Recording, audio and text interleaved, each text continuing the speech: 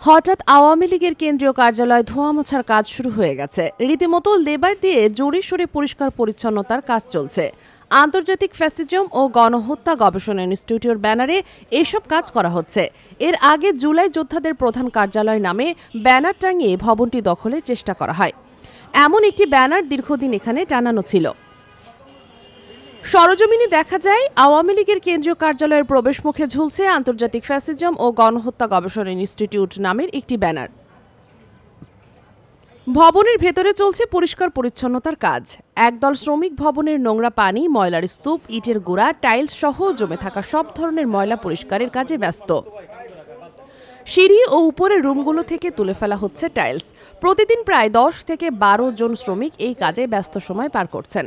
কাজের তত্ত্বাবধানের দায়িত্বে থাকা ব্যক্তিরা নিজেদের জুলাই যোদ্ধা দাবি করে বলছেন এটি ফ্যাসিস্ট আমলের একটি গুরুত্বপূর্ণ জায়গা।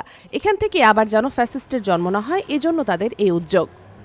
এই সম্পত্তিটা হচ্ছে সরকারি। তারা তাদের ক্ষমতা অবল দিয়ে এই জায়গাটা তারা লিজের নামে দখল করে এখানে তারা প্রধান কার্যালয় বানিয়েছে। সেটাও পুরোটাই অবাঞ্ছিত। এখন ফ্যাসিস্ট আমল বাংলাদেশ থেকে বিলুপ্ত হয়ে গেছে। এটা এভাবে পড়ে রয়েছে স্মৃতি হিসেবে।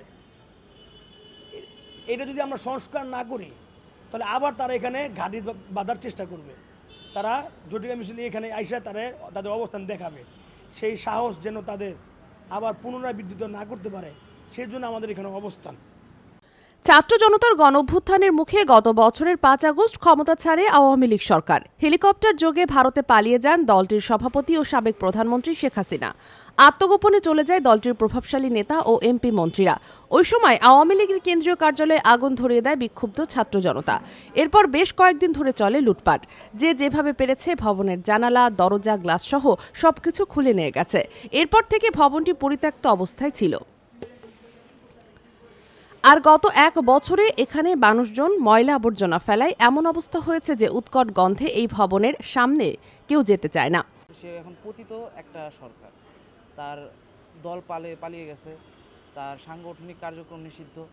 এখন এই অবস্থায় এইখানে জনগণ যে প্রস্রাব পায়খানা যেটা করছে সেটা হচ্ছে রাগ এবং ক্ষোভের বহিঃপ্রকাশ।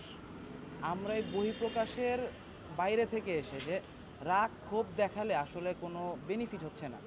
রাগের মাথায় মানুষ ভালো কিছু করতে পারে না, যেটা বিগত 11 মাসে মানুষ করতে পারে না।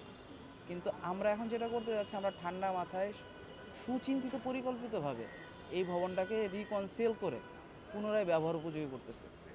1981 সাল থেকে 23 বঙ্গবন্ধু এভিনিউ ঠিকানায় দলীয় কার্যালয় হিসাবে ব্যবহার করে আসছে আওয়ামী লীগ। 8 কাঠারি জমিটি 99 বছরের জন্য সরকারের কাছ থেকে ইজারা নেয় দলটি।